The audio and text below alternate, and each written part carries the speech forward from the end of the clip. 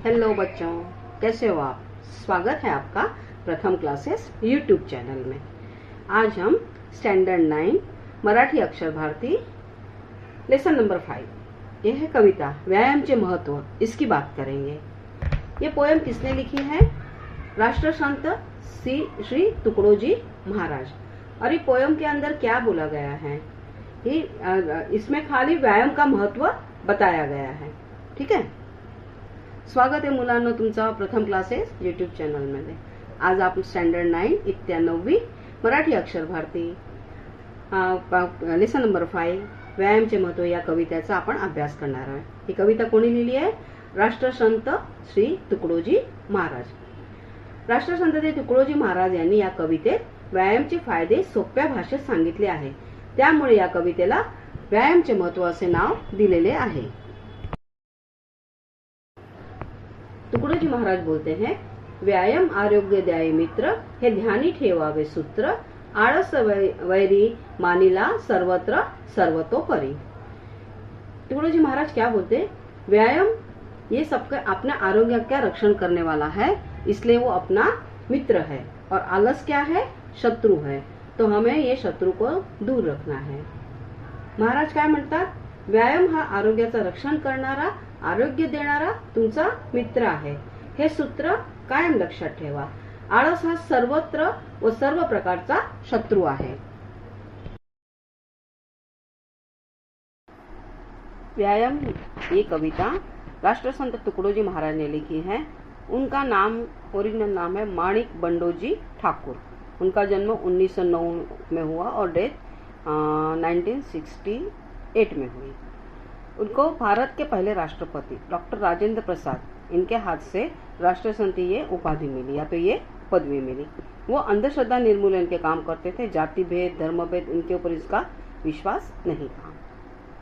या कवितेचे कवी आहेत राष्ट्रसंत तुकडोजी महाराज।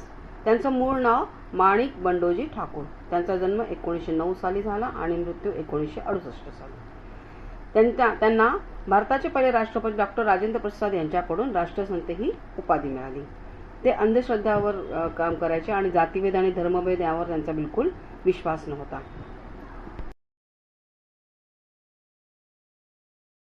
व्यायाम के महत्व बताते हुए तुकडोजी महाराज ने कहा है, व्यायाम करने से अपना विचार करने की ताकत बढ़ती है और उत्साह बढ़ता है। और दूसरा क्या होता है कि ब्लड सर्कुलेशन अच्छे से होता है। ठीक है।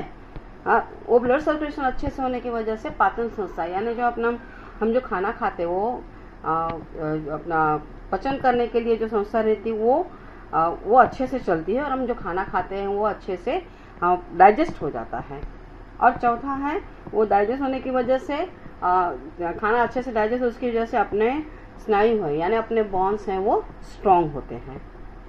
महाराजांनी व्यायामाचे महत्व सांगितले। पहिले महत्व सांगितलं विचार आणि उत्साह। याच्यामुळे व्यायाम केल्यामुळे आपला विचार करण्याची शक्ती वाढते आणि आपल्या अंगात तरतरी येते। दुसरा आहे रक्ताभिसरण, रक्त व्यवस्था उत्तम राहते। तिसरा आहे पाचन संस्था, पाचन संस्था आपली अग्नदीप होऊन अन्न पचन सहज होतं। आणि चौथा है शारीरिक बल वाढतं। कवि कहते हैं हमें सात्विक भोजन खाना चाहिए। सात्विक भोजन यानी कम तला हुआ, इसको सात्विक भोजन बोलते हैं। या तो शुद्ध खाना, फ्रेश वेजिटेबल ये सब खाना चाहिए। पर खाली सात्विक भोजन खाने से नहीं होगा, उसके साथ हमें व्यायाम भी करना चाहिए। जब हम व्यायाम करेंगे तो वो डाइजेशन सिस्टम वो एक्टिवेट होगी।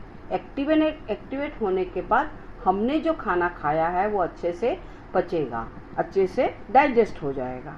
ठीक आहे। कवी म्हणतात आपण सात्विक भोजन खाल्लं पाहिजे, पण फक्त सात्विक भोजन घेऊन होणार नाही। सात्विक भोजनाबरोबर आपल्याला व्यायामही केलं पाहिजे। व्यायाम केल्यामुळे काय होईल माहिती का? व्यायाम केल्यामुळे शरीरातील अग्नी यानी पाचन शक्ती प्रज्वलित होते आणि अन्नाचे सहज पचन होऊन आजार टळतात।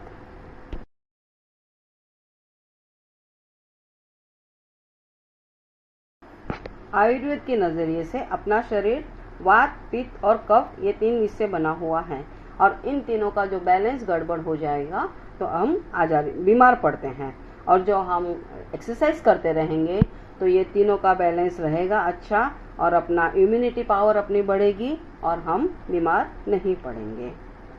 वात, पित्त आणि कफ यांचे संतुलन बिघडल्यास शरीर आजारी पडते. व्यायाम शरीराची प्रतिकार शक्ती वाढवतो, ज्यामुळे शरीर रोगाशी लढण्याची सक्षम राहतो.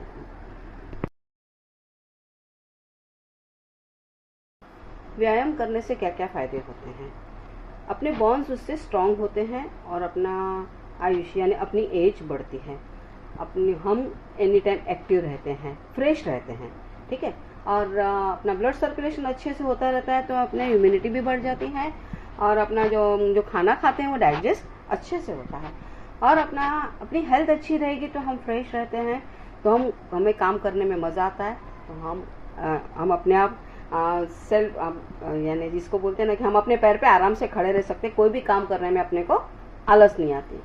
और जो हम व्यायाम नहीं करेंगे, एक्सरसाइज नहीं करेंगे, तो हम डल हो जाएंगे और आलसी बन जाएंगे. आलसी नहीं बन जाएंगे तो अपने को कोई काम करने की इच्छा नहीं होगी और हम घर में ही बैठे रहेंगे या फ्रेश खाना नहीं खाएंगे या व्यायाम नहीं करेंगे, तो हम अपने आप का कॉन्फिडेंस गंवा बैठेंगे और हम दूसरे पे डिपेंड रहेंगे और हम बीमार पडेंगे. व्यायामाचे फायदे. व्यायामामुळे स्नायू सशक्त होतात आणि दीर्घायुष्य लाभतं. अंगात आपल्या स्फूर्ती राहते आणि तरतरी राहते. रक्तव्यवस्था आणि पचन सुधारते आणि स्वावलंबनाची प्रवृत्ती वाढते. व्यायाम न करण्याचे तोटे. शरीर जड होते आणि स्नायू अशक्त होतात. आळस वाढतो, कार्य करण्याची इच्छा कमी होते. वात, पित्त, कफ शरीराला जर्जर करतात. व्यक्ति परावलंबी आणि आजारी बनते. हम सबको एक गलत फहमी है कि व्यायाम सबके लिए नहीं है, यानी एक्सरसाइज सबको करना ज़रूरी नहीं है. मेरा वजन तो नॉर्मल है, सब लोग ऐसा सोचते हैं, मुझे क्या ज़रूरत है. पर नहीं, एक्सरसाइज सबको करना चाहिए. और बहुत सारे लोग सोचते हैं कि व्यायाम करेंगे तो सुस्ती आती है. ऐसा कुछ भी नहीं होता है. ठीक है. और कुछ ऐसा सोचते हैं कि ज़्यादा व्यायाम करेंगे या तो अपने जो है ना बॉन्स वो हो जाएंगे, वीक हो जाएंगे. तो ये सब गलत फहमियाँ हैं. काही लोक विचार करतात की व्यायाम हे मोजक्या लोकांसाठीच आहे, सगळ्यांसाठी नाही आहे. पण व्यायाम हे सर्वांसाठी उपयुक्त आहे. व्यायामाने शरीराचे जडत्व वाढते, हे पण एक मोठं गैरसमज आहे. व्यायाम केलं तर उलट, व्यायाम केलं तर आपल्या शरीरात तरतरी येते आणि व्यायामाने स्नायू अशक्त नाही होत, पण ते उलट बळकट होतात. संत तुकडोजी महाराज मानते हैं कि व्यायाम न करना और आलसी होना ये कुछ ये पर्सनल चीज़ नहीं है, पर वो पूरे देश के लिए जैसे शत्रु के समान है. क्यों पता है कि यंगस्टर लोग जो व्यायाम नहीं करेंगे तो वो सुस्त हो जाएंगे. सुस्त हो जाएंगे तो उनके भरोसे देश रहता है. वो जो फ्रेश नहीं रहेंगे, वो काम नहीं करेंगे, तो देश कैसे आगे बढ़ेगा. इसलिए वो बोलते हैं कि और उस व्यायाम है ना, व्यायाम से अपने को एक्सरसाइज से हम मेंटली भी फिट रहते हैं और फिजिकली भी फिट रहते हैं. तुकडोजी महाराज आळसाला केवळ वैयक्तिक नव्हे तर सामाजिक वैरी मानले आहे. कारण की जर आपण व्यायाम केलो तर आपण स्वावलंबी राहू, सुदृढ राहू आणि आजकालच्या तरुण मुलांमुलींमुळेच देश पुढे जात आहे. जर ती लोकच जर आळशी झाली, अशक्त झाली तर आपला देश पण अशक्त आणि आळशी होईल. अब हम समाज समझेंगे. ठीक है. जैसे शरीर और एक्सरसाइज या व्यायाम एक साथ आके आरोग्य यानी हम हेल्दी बनते हैं, उसी तरह दो शब्द एक साथ आके समास बनता है. समास में कम से कम दो शब्द रहते हैं. वो दोनों शब्दों में से कौन से शब्द को प्रायोरिटी दी जाती है, उस हिसाब से समास का प्रकार नक्की होता है. जसे शरीर आणि व्यायाम एकत्र येऊन आरोग्य बनवतात, तसे भाषेत दोन शब्द एकत्र येऊन समास तयार होतो. समासात कमीत कमी दोन पदे असतात. त्या दोन पदापैकी कोणत्या पदाला प्राधान्य आहे यावरून समासाचा प्रकार ठरतो. समास के 4 प्रकार हैं. जब पहले शब्द को प्राधान्य यानी प्रायोरिटी दी जाते उसको क्या बोला जाता है? अव्ययी भाव समास. जब दूसरे शब्द को प्रायोरिटी दी जाती है तब उसे क्या कहा जाता है? तत्पुरुष समास. जब दोनों शब्द या पद को प्रायोरिटी दी जाती है उसको द्वंद्व समास. और जब दोनों शब्दों को प्रायोरिटी नहीं है और किसी और कोई प्रायोरिटी दी जाती है उसको बहुव्रीही समास कहा जाता है। समासाचे 4 प्रकार आहेत। पहिल्या पदाला प्राधान्य दिले असेल तर त्याला काय म्हणतात? अव्ययी भाव समास। दुसऱ्या पदाला प्राधान्य दिले असेल तर, दुसरे पद प्रधान असेल तर तत्पुरुष समास।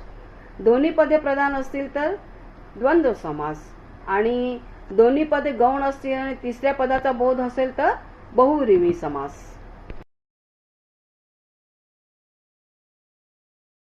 तो बच्चों, इस कविता से हमने क्या सीखा? आरोग्यम धन संपदा, यानी हमारा हेल्थ इज वेल्थ। ठीक है, तो बताओ बच्चों, कैसा लगा आज का वीडियो? आपको जो आज का वीडियो पसंद आया हो तो प्रथम क्लासेस यूट्यूब चैनल को लाइक करो, सब्सक्राइब करो और शेयर जरूर से करो।